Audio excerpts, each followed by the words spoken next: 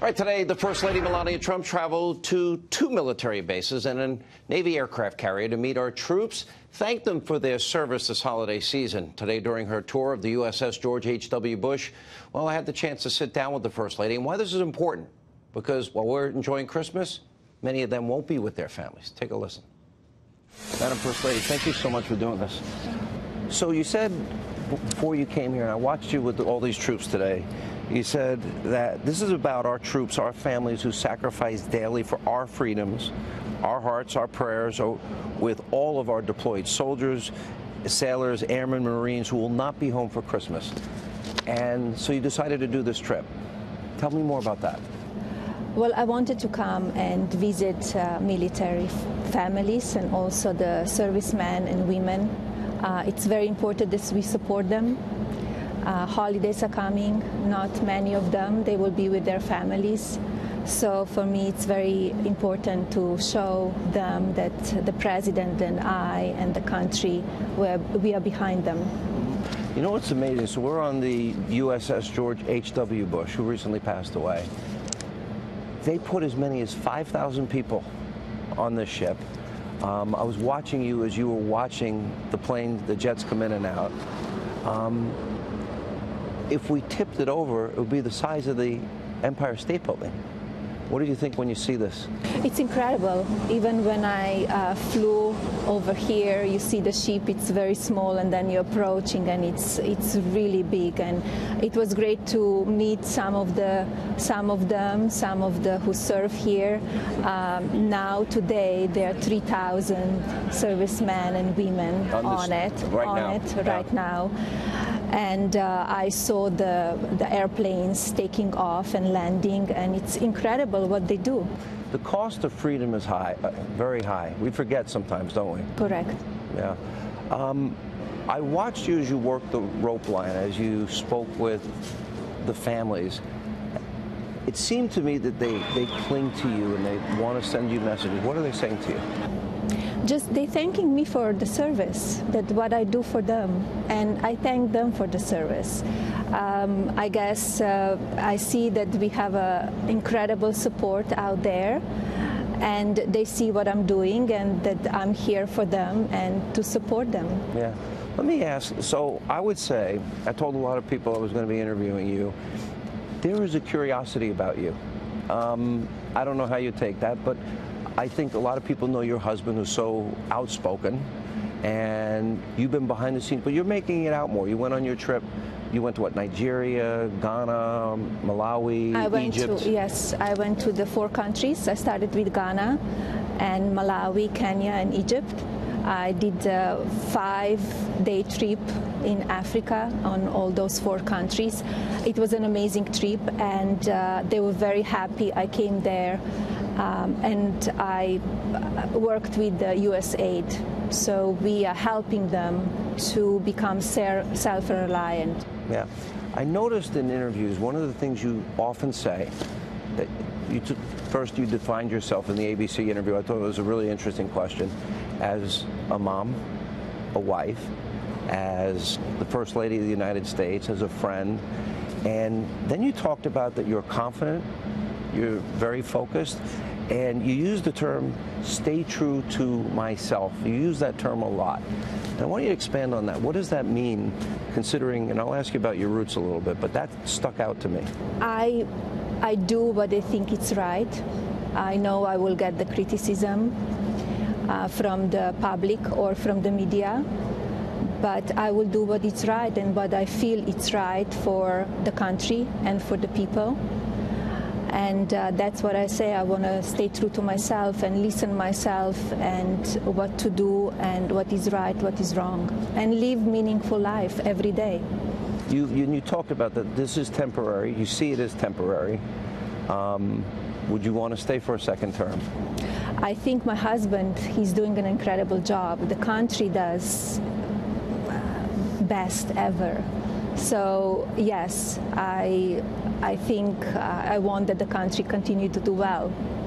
You come from a small town in Slovenia, and I don't think you've talked a lot publicly about your journey from that small town to Paris, to all these major cities, from there to New York City.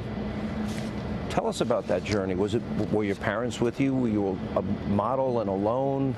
What was it? After my studies, I went to the modeling business. And I lived in Milan and Paris, and in 1996 I moved to New York.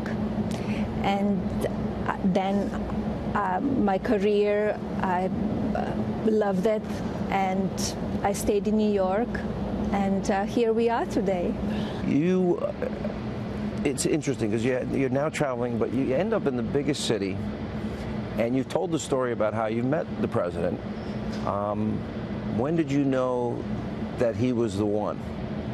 Was there a moment? We had a great chemistry when we met in 1998, and we started dating, and we dated for a long time before we got married, and we got married. We had a son, but we had a great chemistry from the day one. Yeah. Was there a moment that you realized, wow, small town Slovenia, now I'm the First Lady of the United States and I'm living in the White House? Was there a moment that you realized this is real? It's incredible, especially when you think about it, your life, where you were born, and all the steps you took. I took a lot of steps. It's not just like you end up here. You learn a lot on the way here. And in my business, in fashion business, it's a tough business as well. And here the politics is as well. It's a tough business, and you need to have very thick skin. Yeah. What's been the hardest for you since you've become First Lady? What's been the hardest thing that you have to deal with? I would say the opportunists who are using my name or my family name to advance themselves, from comedians to journalists to performers, book writers. Does it hurt? It doesn't hurt. The problem is they're writing the history, and it's not correct. And especially when there's speculation about you and your family and your marriage, and you've addressed that in past interviews? Yes, I did. And they like to focus on the gossip, and I would like they focus on the substance and what we do, not just about nonsense. What was it you said if he ran, you knew he would win? Why did you know? I told him, if you run, because I knew him, I knew how he connects with the people. He built an incredible business, and his mind is into the business and to make America great and successful. So I saw how he connects with the people. So that's why I said, if you run, you will win, and it's a possibility. I know people want to know this. Do you often weigh in on the issues of the day with the president? I know you do watch a lot of news. You're very aware of what's going on. What do you think in terms of, insight could you give us, maybe a better way to ask it, as to how, when you feel strongly about something, that you would relay that to him? I wish to have time to watch more news, but I don't. You don't? And I don't. I'm very busy with my office and traveling and doing my work. Yes, I watch you, and I sometimes also tape the shows, and if I have time, I watch it. But I know exactly what's going on. I follow what's going on, and I give my husband advice and my honest opinion. And sometimes he listens, and sometimes he doesn't. If I look at the two of you, and I know the two of you pretty well, I've known him for a very long time, I don't think they could be two different styles. He fights, he's combative. You've discussed the issues of tweeting and social media, and you've even said you've asked him to tone it down a little bit. How does that go over? Well, we could see it. Meaning it's not working, okay. I don't agree with his tone sometimes, and I tell him that. So, as I said before, sometimes he listens, sometimes he doesn't. Have you ever stopped him, like he was going to say something and you said? I said to him, I don't think you need to tweet that out. But on the end, it's his decision. He knows the consequences. He's an adult, and but he's a fighter. He's the fighter. It's interesting because you saw the exchange, I assume, yesterday with him and Chuck Schumer and Nancy Pelosi. And I gave my commentary on it. I said, that's what America elected. Correct. Somebody that fights hard for promises. Correct. What would you want America to know about him behind the scenes that maybe they don't see or know, that maybe the media would never portray about him? That he's fighting for the America and American people every day, every day. He wants to govern the right way, and sometimes it's tough because you could see that media wants to bash and focus on negativity.